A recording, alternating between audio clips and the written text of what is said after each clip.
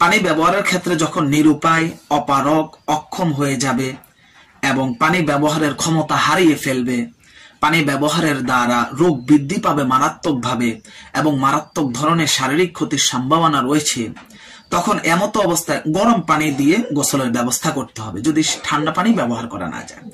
যদি পানি গরম করার মতো কোনো ব্যবস্থা না থাকে, এমন পরিবেশ এবং এমন পরিস্থিতিতে আপনি থাকেন, পানি গরম করারও কোনো ব্যবস্থা নেই, গরম পানি ব্যবহার করাও যাচ্ছে না, অথবা গরম পানিও যদি হয়, গরম পানি ব্যবহার করলেও রোগ বৃদ্ধি বা মারাত্মক ক্ষতির কোনো সম্ভাবনা থাকে, তাহলে এই অবস্থায় ওই ব্যক্তির জন্য ফরজ গোসল পরিহার করার, ছেড়ে দেওয়ার ব্যাপারে শরীয়ত তাকে কিছু শিথিলতা দিয়েছে এবং অনুমতি প্রদর্শন করেছে। সে ব্যক্তি তায়াম্মুম করে সলাত আদায় করবে।